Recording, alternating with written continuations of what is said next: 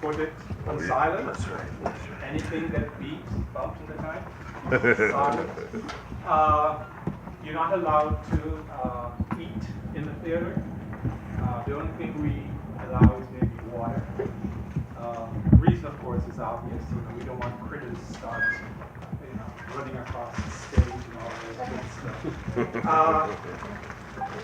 The emergency exit are the doors where you came in, and just beyond this curtain here is a door. If there's an emergency, that's where you can also leave. The Nasona reading series is a series we have every second Wednesday and fourth Wednesday in the month. Essentially what we do, we read a full-length piece, or maybe a short piece, a series of short pieces, and the audience gets an opportunity to comment on the piece. We have had a lot of very wonderful playwrights that have shown their work, and of course, our actors are always first class, as you'll see tonight. Now, I've been talking too much now, so let's get on with the show. The first piece we're going to do gives us a framework. It is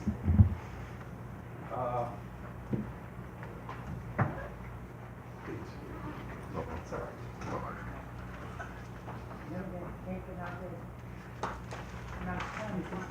No, he's sitting up there.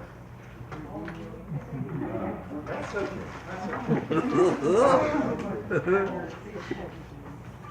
Okay, ladies and gentlemen, our first piece of the evening, History Lessons by Andrea Ross. I hope you enjoy it.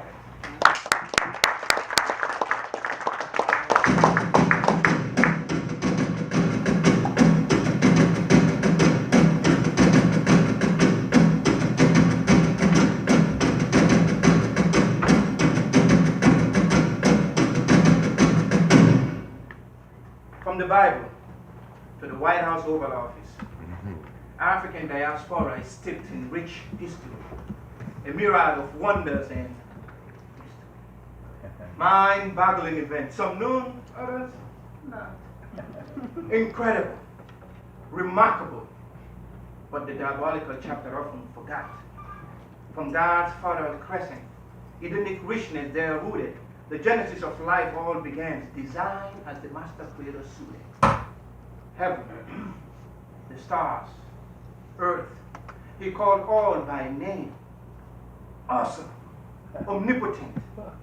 Worldly manifestations came to be as he intended. All matters rested in his mighty hands. Scattering winds, breathing life into the dust of naked lands. From Adam, a rib, Eve, from the lions of Noah, every generation sprung. Black, yellow, white, brown, dozens more have come. All creatures, lights, and kinds, placed in divine order, it seems, according to his basic instruction before leaving Earth book, King James Version. Hence, you must listen to be moved deeply by this poetic odyssey, dawn grazing the horizon of truth. It is now sunrise in my naked soul. Behold, as you are told. Let us now begin with the epic story of a great biblical hero known as Gideon. Well, let me tell you a little story about Gideon. Gideon and his men. It was a band of 300 warriors who fought way back when. Now, out of 32,000 came his mighty tiny ranks, separated by the lap of a dog, for at the water they drank. The Lord said, Gideon, with these 300, I will deliver the enemy into your hands. So he let the others go back, each unto their own land, armed with trumpets and victories. His tiny army stood wait, looking down on the Midianite soldiers deep in a valley where they lay.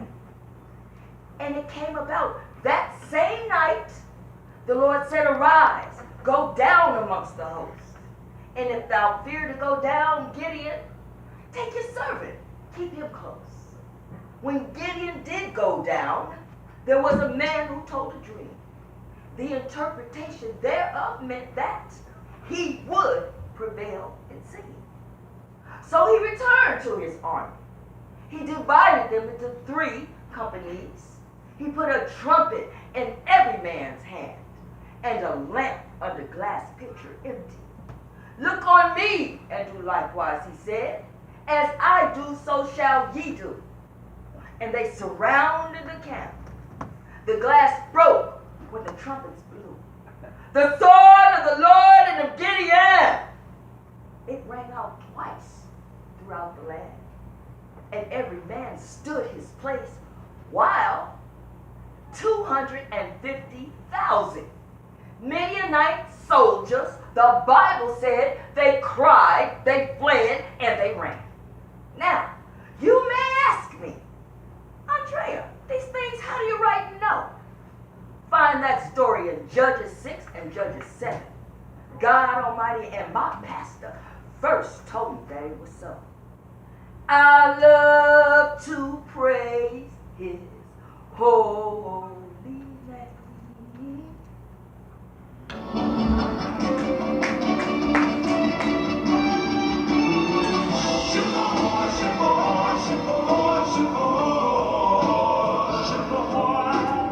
The middle passage, a dark eye closed on humanity, insanity personified. The lingering question is why? Why did 100 million have to die? 100 million. 100 million. Wrap your thoughts around this staggering number. I wonder, did you know that? Did you know that 100 million perished upon those cold and deadly seas? 100 million stories awash with grim, dark tragedy. 100 million stolen, held hostage by an arrogant, ignorant breed. 100 million captured, enslaved by those who felt a pitiful need to conquer, rape, pillage our magnificent African fertile lands, to kill and steal at will priceless treasures from the grasp of the African black man without rationale, without reason, without any explanation as to why. 100 million souls were destroyed with their heritage stripped, bone naked, barren, and dry. Yes, they were ignorant, heartless, treacherous, thieves, oblivious to our wretched pain, arrogant, brutal beasts motivated simply by, you guessed it, monetary gain. So, 100 million had to die, had to suffer such atrocities as human cargo, bound then shipped, traversing those bloody cold seas. 100 million families. 100 million hells. Can any other scenario eclipse this historic horror tale? The Japanese, the Armenians, the Jews, the Indians, you might say, but total all together, would not eclipse the plight we suffered then and still suffer now, this very day, without compensation, without that infamous 40-acre and a mule reparation without, unlike the French, a simple "I'm so sorry" apology. They remain mute.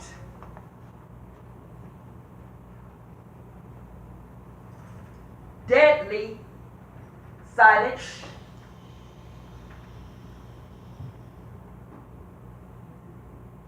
Forgetting all about that past. With 100 million cold, dark, stark, painful, terrorizing memories. That number that screams out to you today, I say 100 million.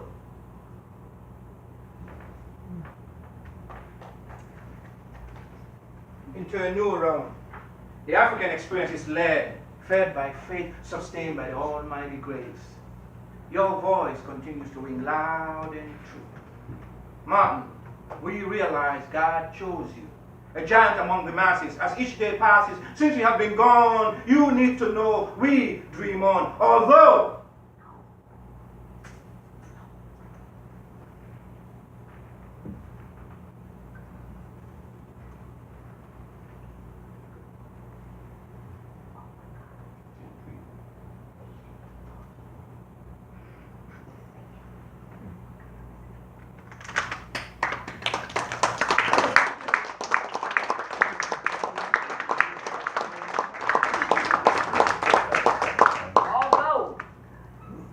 April 4th, 1968, the shots rang out loud! Pow, pow, pow, pow!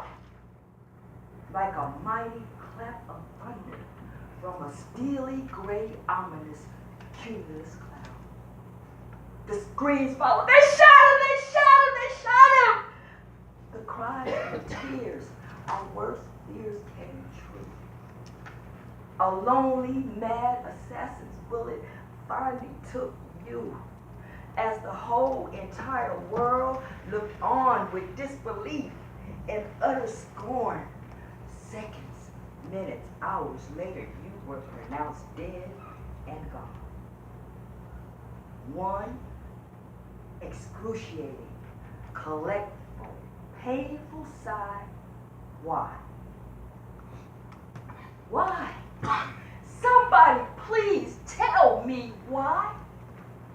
What had this articulate, brilliant, God-fearing, Nobel Peace Prize-winning man done to deserve such a horrendous fate?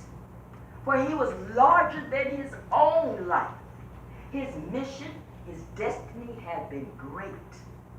Chosen to heal the wounds of racism, hatred, and malicious discontent, chosen to recreate a world the way that God had truly, truly meant. For God meant his world to be full of love, hope, and unspeakable joy for each and every individual, man, woman, girl, or boy. A world full of peace and harmony, where all have true self-autonomy. And you need to know we dream on. Your legacy, handed down from generation to generation. And your legacy brought civility to a hostile and divided nation. Your legacy etched on the hearts of all humankind. And your legacy, it brought sight to those not literally, yet they were figuratively blind. You see, they were blind to the facts that all men were created free and to be treated with respect and to live equally, not subjected to castration, lynchings, cross burnings, aka Jim Crow. but liberated with the ability to simply just come and go. And not to be mandated to assemble in the rear of the bus. And not to be told, don't sit here, nigga. Don't sit here, nigga. You can't sit here, nigga. You ain't one of us. You need to know. We dream on. Your legacy, birthed on that dusty Selma, Alabama road, as you marched, arm in arm, hand in hand, shoulder to shoulder, heads held high. The seeds of democracy, they were quietly sowed as you marched, arm in arm, hand in hand, shoulder to shoulder, heads held high, into a hornet's nest, a venomous snake pit of Ku Klux Klan mentality still. You marched, arm in arm, hand in hand, shoulder to shoulder, heads held high, protesting, non-violently. Vicious dogs, hot-lead redneck Alabama bullets, bloody, bludgeoning redneck Alabama police batons, nor redneck Alabama pressurized firemen's water hose could quench this thirst for freedom, justice, dignity, democracy, equality, liberty, autonomy, and so your story goes. And that legacy, your legacy just grows and grows and grows and grows. And you need to know, Dr. Martin Luther King Jr., the first black president, President Barack Obama, his mantra, yes, we can. Vox populi, Latin. The voice of the people spoke, elected, then re-elected you. Yes, we did. Yes, we still, and yes, we will continue to overcome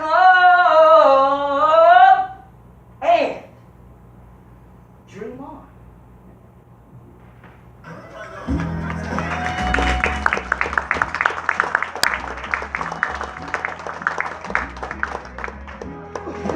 The African movement towards equality marches forward, beset by detours, crossroads, dead ends, and U-turns. We yearn to see the dawn's early light raise the horizon, rising to meet a new day of truth, freedom, and justice. Unfortunately, we still reside in the belly of the beast, devoured by cowards still refusing to relent, intent hell-bent on keeping us under the yoke of suppression. Again, I say, lest we fall down and die in the land of the free and the home of the brave. What a brazen entitlement you assume. You are doomed. Your arrogance is superseded only by your ignorance. Nigger, color, or Negro, African American, black man. We are called all manner of names, but it's all the same. Who's to blame? Who's still playing games with our future, past, and present? An unpleasant stench permeates your polluted air, rotten, foul disposition. Humanity is missing in your soul. You must relinquish. Let go of old Jim Crow, because old Jim Crow, he don't fly no more. Not in our eye. Why? Because we shall overcome this new world order of slavery, the imprisonment of those who look like me.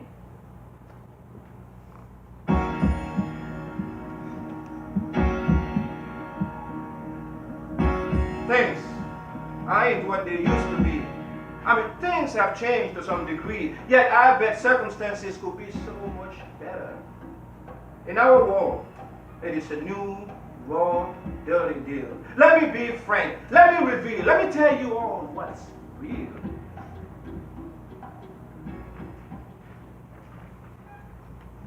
My name is Miss A.D. Originally, I'm out of the NYC, but now I'm coming at you from LA's infamous CPT, getting ready to drop a social commentary, a little trilogy, otherwise known as What's Real? Check it out. I am telling you what's real. I ain't telling no lie. It's a day-to-day struggle in the ghetto. Here's why. Man and child born to an underage mother. Before he got a name, the little kid got a number. At a county office in a welfare line, mama sits all day for pennies, nickels, quarters, dimes, boy, wait till the whole day is through. The social worker thinks she got nothing else to do. Mad stories told on 1,000 faces. Futuristic slavery of the minority races chained to a system bound to fail, but you don't give a damn because that EBT is in the mail. But it's mental genocide, you know the deal. Telling no lies, I'm simply telling you what's real. The devil got a plan, black mind kill. Telling no lie, I'm telling what's real. Just telling you what's real. Miss A.D. spell it to Y-O-U and you just what is real. So peep my game, cause I B.E. speaking it, B.E. teaching it, B.E. preaching it, B.E. cause it's so real. I'm telling to you, I'm spelling to Y-O-U what's real. Now check it out. Her child grows up, he wanna be a man. Age of 9, a Mac 10 in his hand. He ain't seen his daddy since the age of 3. Don't even know that nigga's name, but they spelled it T-R-E-E. The story goes, tree was tall, stout, yoked up, tatted, ripped, knocking niggas out. Devastating on the trigger, twist to your cap, straight to your grave for your R.I.P. nap. But late one night, in the hood of South Park, rang out in the dark. When Tree got off a couple, he was overmatched.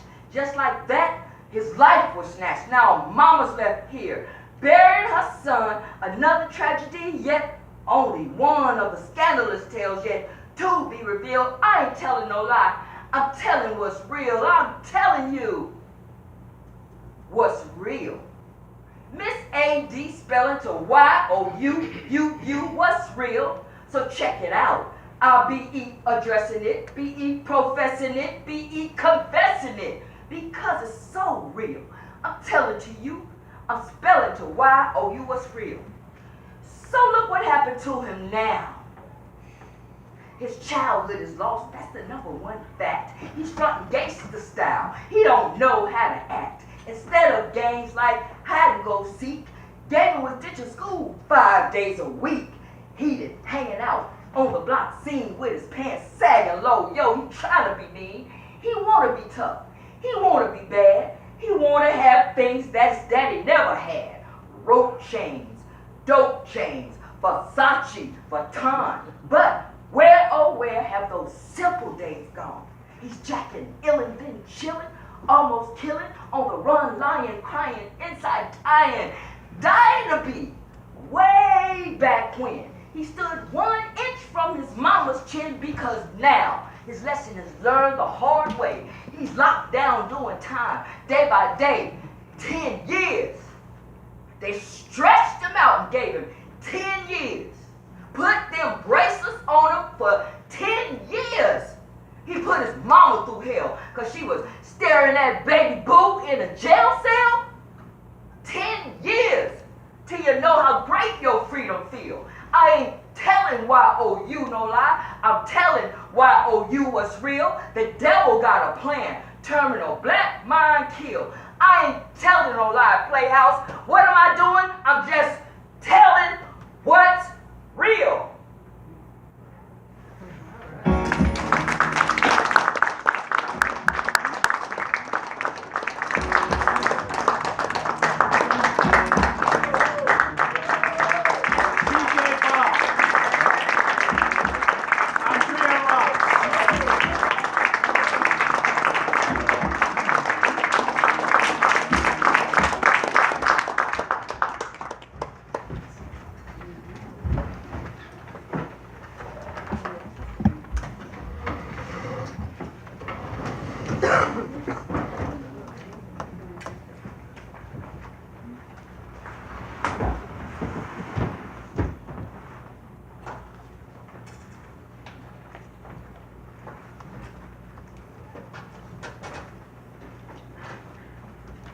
like that, huh? Yeah. Great. Thank you.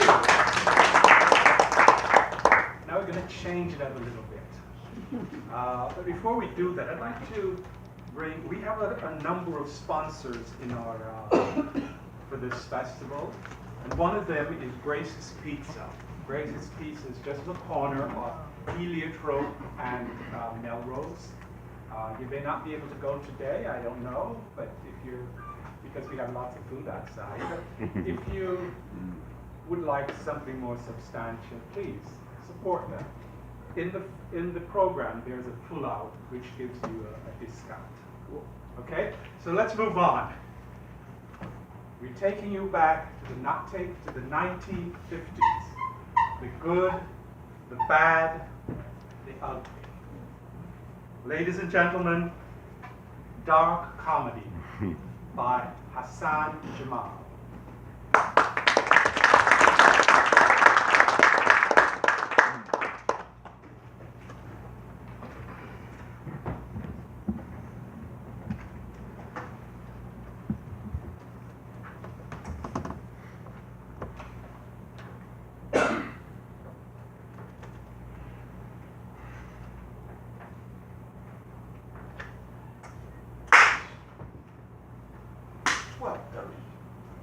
Been here since 9. My appointment was at 11. Well, I'd rather be early than be late. I need this job. Damn near lost the last job with Joseph. Excuse me, is this Louis B. Mayer's office? Paul Robeson. You reading for this movie too? Lincoln Perry. It's a pleasure to meet you. I refuse to call you that other name. I don't mind. That's the name the world knows me as. Stephen Fletcher. Well, that doesn't mean I have to call you that, and I won't. Thank you. I didn't know that you read for these kind of roles. What do you mean, these kind of roles? Oh, you know, butlers, servants. Come on, Lincoln. You know as well as I do, it's only acting. You heard what Hattie McDaniel said. I'd rather make $500 a day playing a maid than $500 a year being one. Stephen Fletcher, I'm sorry, this last appointment is taking longer than we thought. You know how it is with these movie stars, more trouble than they're worth. Oh, you take all the time you need. I can see you in this chair.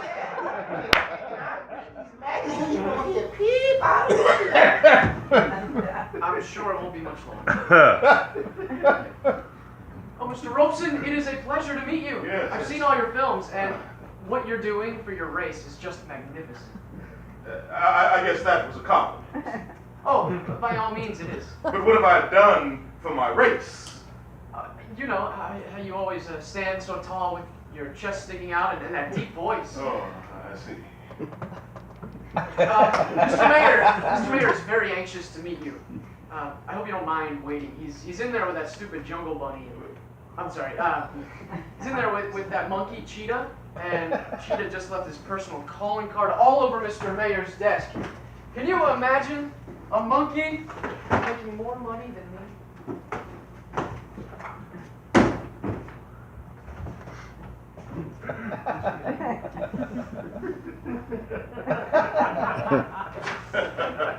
I knew you didn't talk like that all the time. You mean they got that monkey Cheetah from them Tarzan movies in there? Yep, that's the one. Been in there for almost 2 hours. I was sitting here when he walked in. You know, he waved at me. I hear the longer you talk to Mayor, and the better off your chances of getting the job. I wonder how long he'll talk to us. They must be getting ready to do a new Tarzan movie. Hey, wait a minute. You don't... No, no, that's not what they want us for. Oh, thank God. Your agent didn't tell you what this job is? No. Pretty big role. I mean, whoever gets to be opposite of James Cagney. I like Jim Cagney. He's a good actor. I've never worked with him, but I hear he shoots from the head. You know how he's rolling his shoulders a lot back and forth. I heard he learned that from watching the pimps down at Harlem. You telling me that James Cagney spent time in Harlem as a young man? How do you think he learned to dance like that. Well, I'll be. I heard a few wild stories about you, too. I don't believe none of them. Now, hold on. Wait a minute, Lincoln. I've got proof of something. Okay. Like what? The Central Avenue story. Ah, yeah. Yeah. Guy has to have a little fun, right? I mean, so what? I like to put the top down on my car and cruise back and forth on Central Avenue. Look, I spent $40,000 for that car. Whew. You know what kind of car that is? Yeah, Duesenberg. A custom-made Duesenberg. Well, you know, there's nothing wrong with going down and cruising Central. I go down there and cruise too, but not with a leopard in the back seat and with the top down. I only did it 2 or 3 times. You know, colored folks all over this country, no matter where I go, always ask me about that car and my cat. Hey, say, is it true what they say about the parties? Ah, yeah, well, I guess I'm guilty there too. Man, I hear you throw some of the wildest parties in Beverly Hills. Only live once. But anyway, Paul, everybody can't be as distinguished and upstanding as yourself. But seriously, you're the counterbalance. Color folks see me scratching my head and shuffling my feet and talking slow, and they say, damn, I don't want my children to grow up to be like that. But they see you, and they say, now that's what I want my son to be like. That tall, strong, good-looking Paul Roach. And you don't take nothing from the white folks. If only they knew. You don't mean to tell me there's another side to you that we don't know about? There's always another side to everything.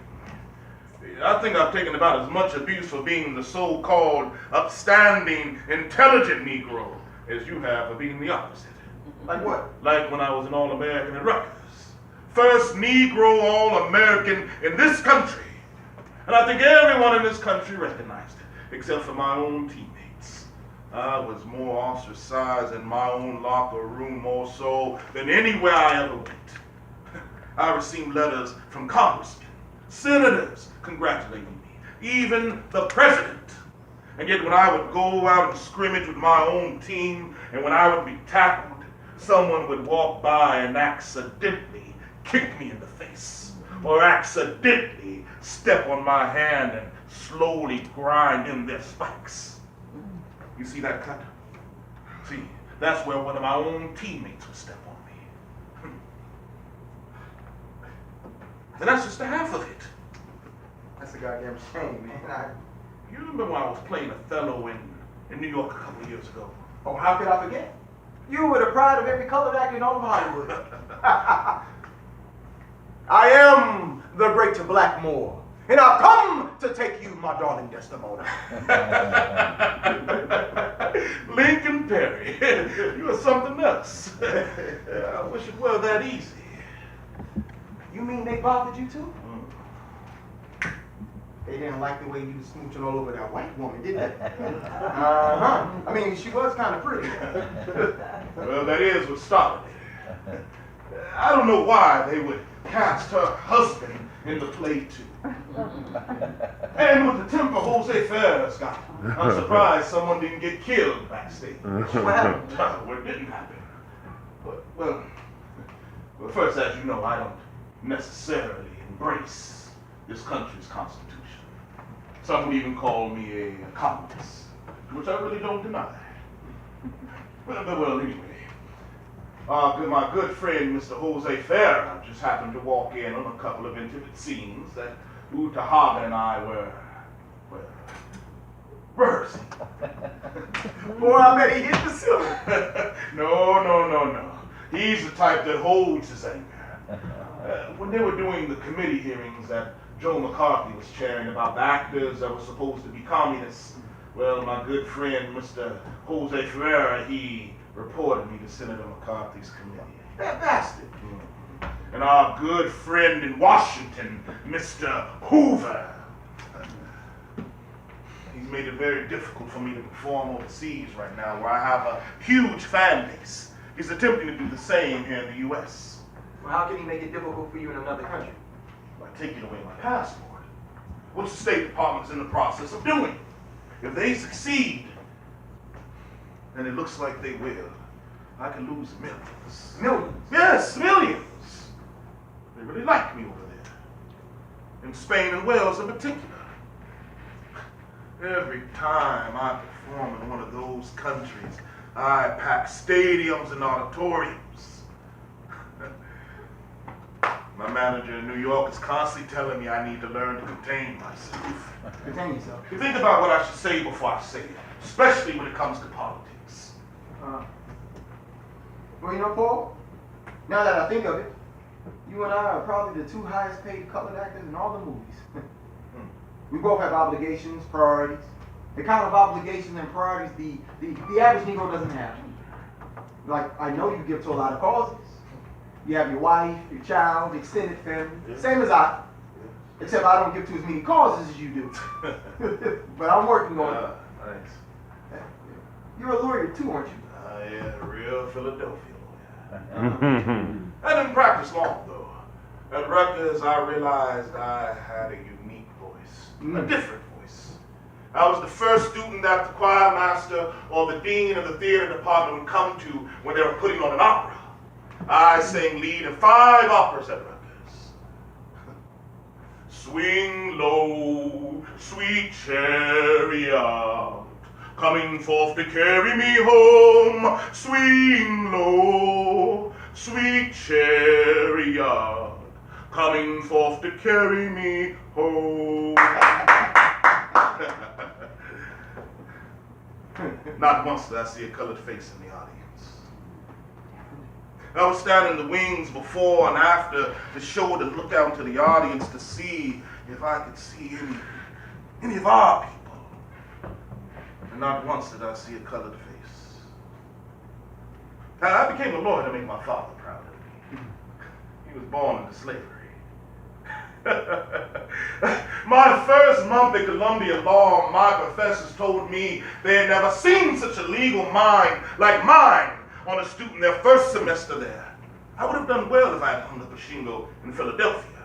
There were 4 or 5 Negro lawyers in the whole town of Philadelphia. And we all knew each other. Big as Philly is, you were telling me that there's only 5 colored lawyers in the whole city? I was in the mid-20s. I don't think that there's many more than that there now. Ooh. Well, I was supposed to be a slave in a Civil War movie. Now the script called for me to save this white woman from a band of rapists. Now, well, after she's saved, well, after I save her, I'm supposed to get a kiss on the cheek. Now, I go over to Jack Warner's to read. He tells me, no, we don't need that scene. Listen, 2 weeks later, I'm over at Flick's place on Central Avenue. Yes. I see Jack Warner himself walking up the stairs, going into a bedroom with 2 colored girls. 2! Yes! Man, I wish I had a camera and I could get into that room. I swear I'll be in every Warner Brothers movie ever made.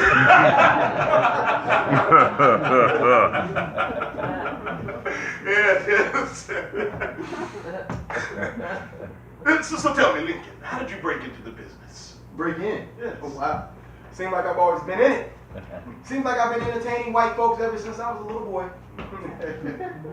Yeah, something about me talking slow and scratching my head, it just gets white people to laugh. Oh, now, not just white folks. There's a lot of Negroes think you're funny, too. You know, Paul, I don't like to be hungry. So I learned at an early age that if you make other people happy, in return they may make you happy. And you know, by giving you money. See, watch.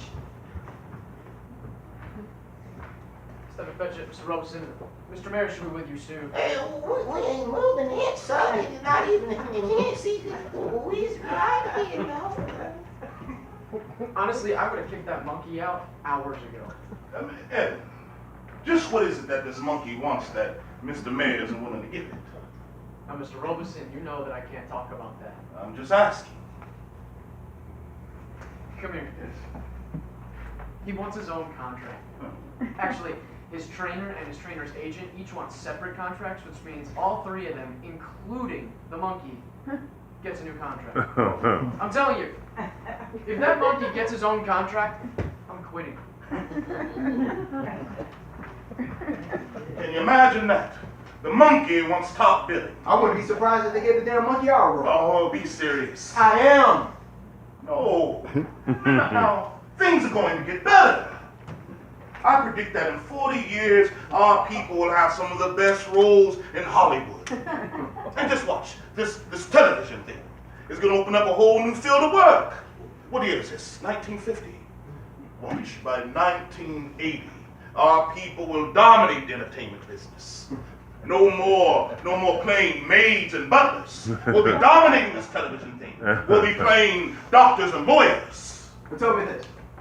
You think they'll let you kids who are hiding in television in 1980? Now, that's another story. How are we gonna make sure we get these jobs? I don't know about you, but I'm going in there, and I'm going to be as stupid and ignorant and as incompetent as I can possibly be. I'm going to be the Stephen Fetcher that all the white Americans used to see. Now, I know you can't do that. I know you won't even think of doing it. You won't even think of doing it in your wildest imagination, in your dreams. But that's what pays the rent. So that's what I'm going to do. Now, hold on, wait a minute, Lincoln. I've already told you, I don't knock what you do. Like you said, you got to pay that rent. And furthermore, 40 years from now, when our people are all over that television and on Broadway, it's going to be people like you that are going to have to think for it.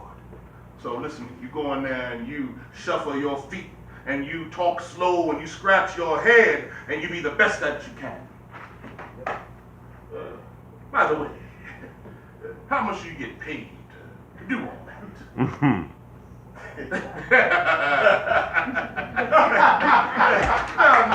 Now, come on now, Lincoln, just tell me, just for curiosity's sake, mind you, only for curiosity's sake, how much you get paid on an average? Oh, come on, Paul. You know that's personal. Yeah, you're right, I should never have asked.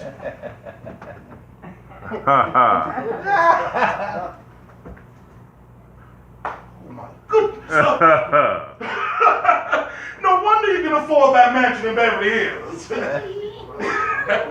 Hey, say. You think if I started talking slow and scratching my head? No, Paul. Now, the world already has one Stephen Fetcher. We don't need to.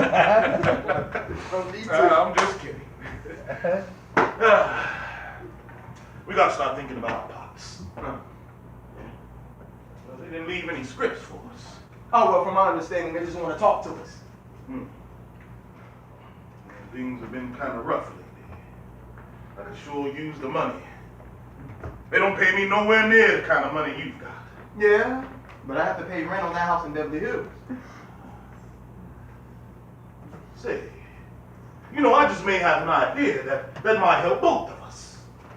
I think both of us can get in on this picture. Right. Well, all we gotta do is get on Evan's good side. Well, actually, I think Evan already likes you. You mean all the condescending bullshit? Exactly. Hey, you see, all you have to do is convince him that without me, this whole project will go nowhere. You know he wants to look good in front of Mr. Mayor. He'll do anything to better his position. You're really serious about both of us being in this picture? Why not? They've got the money. Watch this. Gentlemen, good news. They're finishing up now. All the monkey has to do is sign the contract. Oh, yeah, sign the contract. So, Evan, is this a pretty big budget movie? You bet. You boys think you're stars now. Wait until this film comes out. Whichever one of you two gets it will really be on top. So are you going to be involved in it? Me? Be serious. I just do Mr. Mayor's paperwork here at the studio. I wouldn't know what to do on a movie set.